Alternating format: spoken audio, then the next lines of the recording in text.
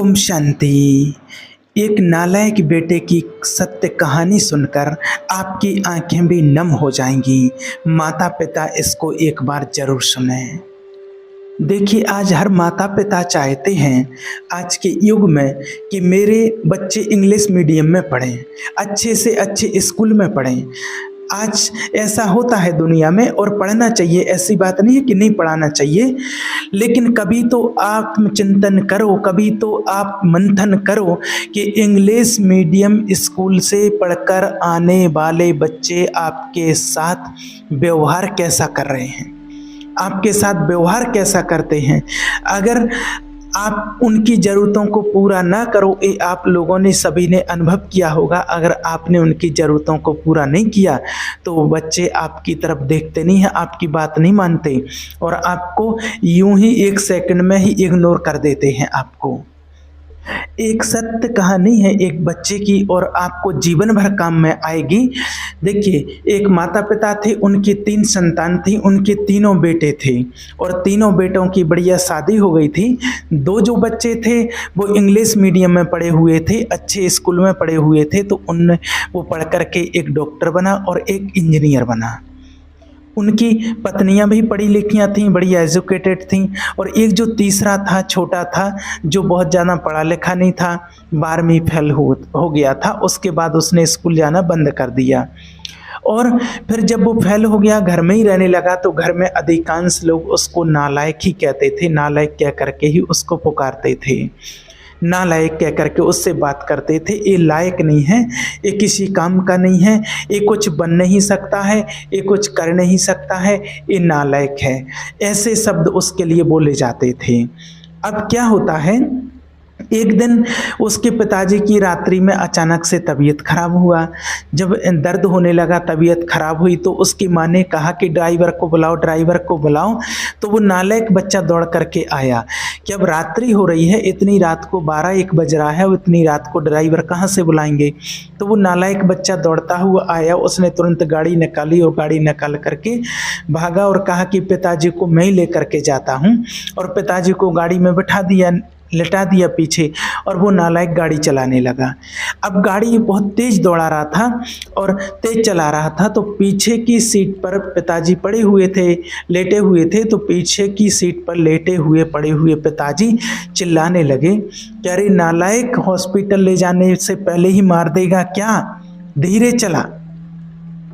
बोले पिताजी आप चिंता मत करिए, हम हॉस्पिटल बस पहुंचने ही वाले हैं, आप श्वास थोड़ा ऊंची ऊंची श्वास लेते रहिए, कुछ नहीं होगा, बहुत जल्दी हॉस्पिटल पहुंचने वाले हैं।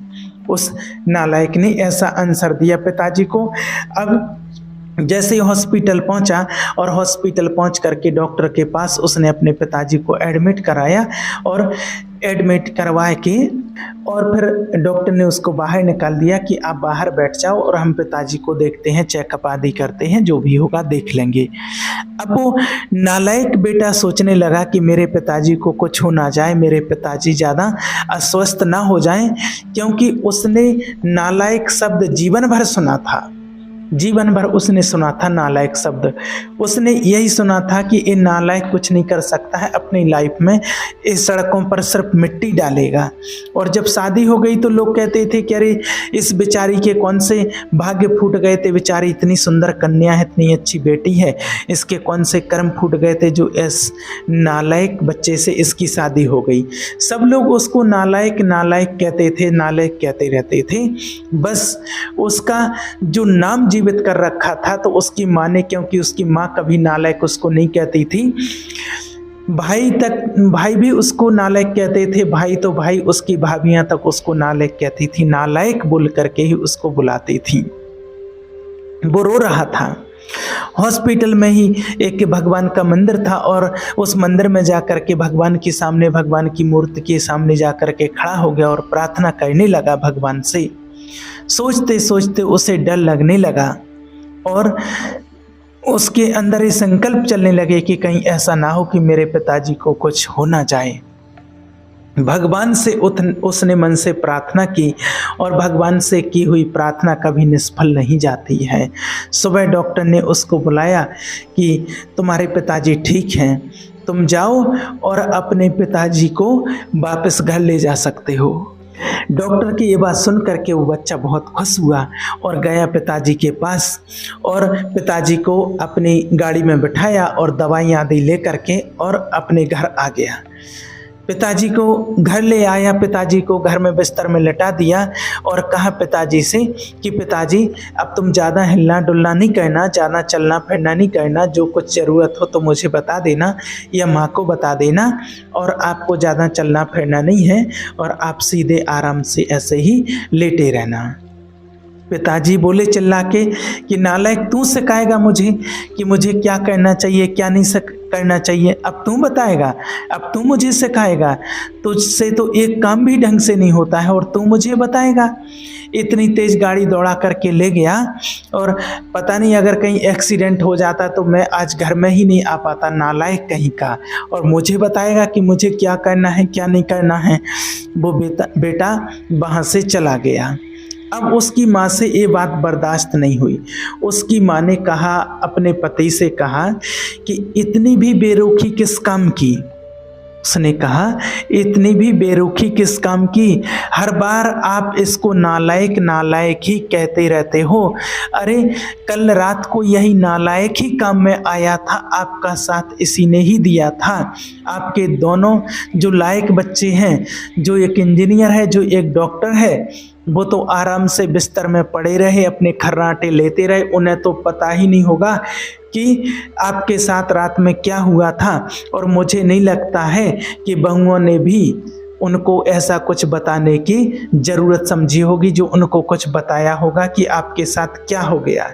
यही एक नालायक था जो आपको हॉस्पिटल तक लेकर के गया और डॉक्टर के पास लेकर के गया, एडमिट करवाया, ड्राइवर को नहीं बुलाया, आवाज़ भी नहीं दी थी मैंने तो इसको, और बिना बुलाए ही ये दौड़ा चला आया।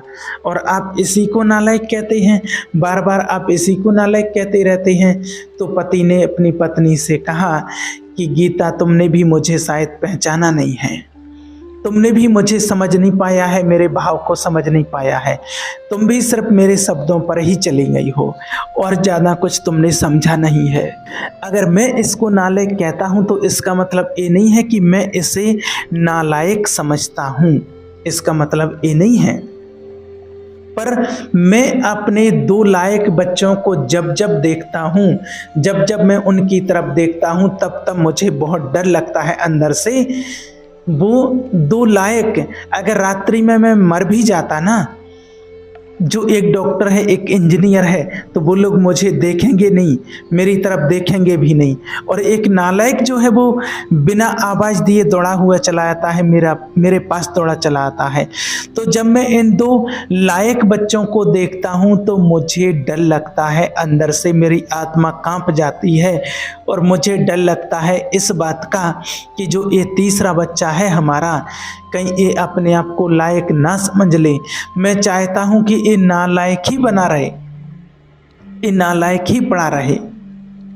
मैं नहीं चाहता हूँ कि ये लायक बने, कि ये लायक बने। मुझे उन दोनों के जैसा लायक नहीं चाहिए, मुझे नहीं चाहिए ऐसा लायक। तुम इसे मेरा अभिमान समझ लो, तुम इसे मेरा स्वाभिमान समझ लो, तुम इसे कुछ भी समझ लो। सच बताऊं गीता, उन दो लायकों से ज़्यादा मैं इसको प्यार करता हूँ, जीवन भर इसको प्यार किया है, बस मैं बोल नहीं सकता हूँ। सिर्फ बात इतनी सी है, मैं इसको सीने से हृदय से नहीं लगा सकता हूँ। क्यों जानते हो क्यों नहीं मैं इसको अपने सीने से लगा सकता हूँ? अगर मैंने इसको अपने सीने से लगाया और अगर ये भी अपने आप को लायक समझ बैठा तो फिर मेरे और आपके बुढ़ापे का क्या होगा? आप जानती हो इस बात को। फिर तो मैं बिल्कुल अकेला पड़ जाऊंगा, 3-3 बेटों और 3-3 बहुओं के बाद भी मैं अकेला पड़ जाऊंगा। ये जब उसने सुना, पति ने अपने दोनों हाथ जोड़ दिए अपनी पत्नी के आगे और कहने लगे कि मुझे क्षमा करना, और मैं तुम्हारे लायक बेटे को नालायक कहता हूँ, जो सबसे ज़्यादा लायक है उसको ही मैं नालायक कहता हूँ। मुझे माफ़ कर देना, मुझे क्षमा करना। पत्नी ने तुरंत हाथ पकड़ ली और कहा कि आप क्या कर रहे हैं? मैं नहीं समझती थी कि आपका इतना प्रेम है मेरे नालायक बच्चे से, और मैं भी आपके शब्दों पर ही चली गई। मैंने आपकी कभी भावनाओं को नहीं समझा। और इस सारी बात को दरवाजे पर खड़ा खड़ा सुन रहा था वो नालायक बच्चा, सुन रहा था। द्वार पर खड़ा खड़ा इस बात को सुन रहा था। उसका मन किया कि दौड़ जाऊं और दौड़ करके पिता के चरणों से लिपट करके रोऊं कि आप मुझे नालायक ही समझना, कभी आप लायक मत समझना। मैं आपका नालायक ही बन करके रहना चाहता हूं, मैं लायक नहीं बनना चाहता हूं। जानते हैं, इतने में आवाज आई, पिता ने आवाज लगाई कि अरे ओ नालायक, डॉक्टर ने जो दवाई दी थी वो गाड़ी में ही छोड़ आया है क्या? एक काम भी तुझसे ढंग से नहीं होता है। अरे वो दवाई तो ले आ, मुझे दवाई खानी है।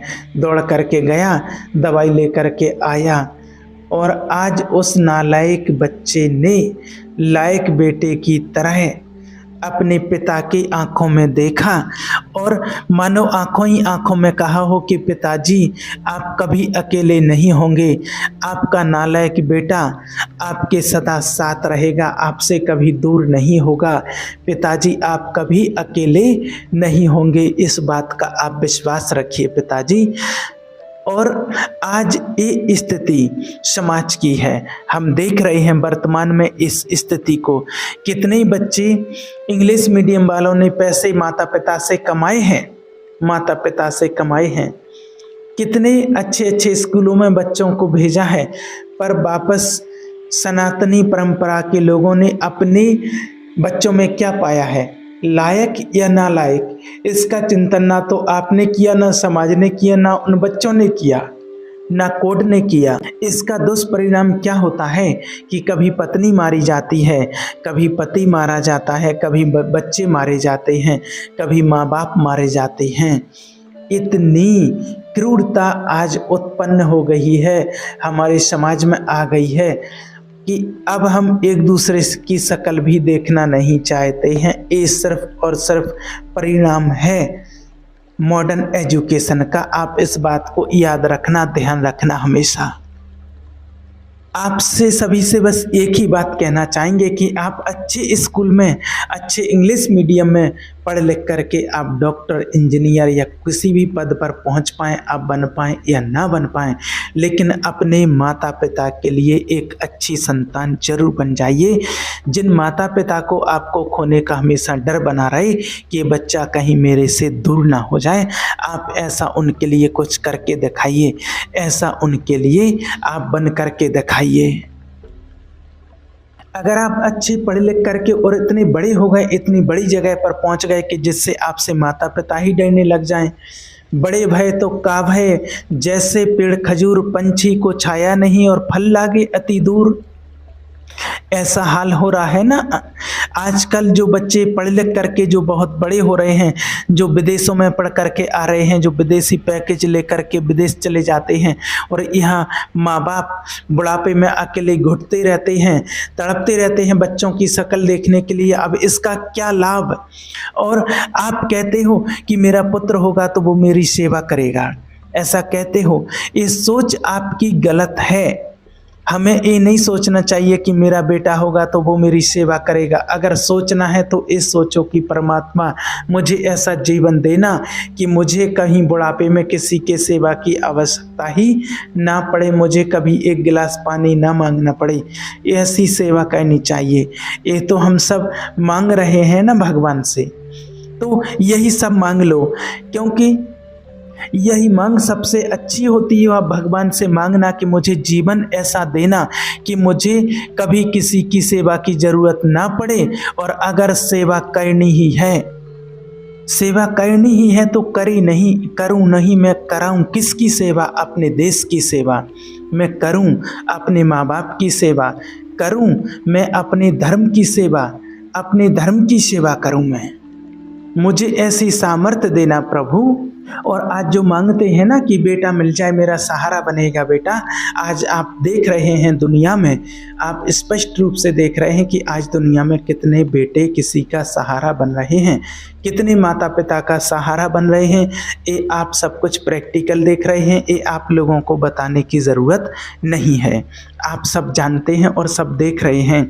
ऐसे कितने केस ऐसे देखे गए हैं, ये तो माना बड़ी बड़ी जगह के केस तो सुनते ही हैं। मुंबई में अभी की बात है कि इकलौता एक बेटा था एक बूढ़ी माँ का, और अमेरिका में एक बहुत बड़ी कंपनी में जॉब करता था। वो बूढ़ी माँ फ़ोन कर कर के बुलाती रही और वो बीमार पड़ गई, लेकिन बेटा नहीं आया। मम्मी छुट्टी नहीं मिल रही, छुट्टी नहीं मिल रही, कभी ये बहाना कभी वो बहाना, बस वो बहाना लेता रहे। और कब वो बुढ़िया मर गई पता नहीं चला। बहुत दिन के बाद जब वो फ्लैट खुला तो सिर्फ उसकी हड्डियां मिली थीं, सिर्फ हड्डियां उसकी। ये प्रैक्टिकल, ये सत्य घटना है, मांस भी नहीं था वहाँ पर। ये तो टीवी चैनलों पर आई हुई खबर आपको बता रहे हैं, अगर आप लोगों ने भी देखी हो। तो आजकल जो आप कह रहे हैं ना कि अच्छे पढ़े लिखे बच्चे मिले, अच्छे स्कूल में पढ़ें, अच्छे एजुकेटेड आप उसको बना दें, इंग्लिश मीडियम में पढ़ा दें, अच्छी शादियां कर दें, सब कुछ कर दें, बच्चे सहारा बने, इसकी कोई गारंटी नहीं है। इसलिए आपको सहारा बनना है और भगवान से यही कहना है, और सहारा बनाना है तो एक भगवान को बनाइए जो आपका साथ कभी नहीं छोड़ेंगे। ठीक है। ओम शांति।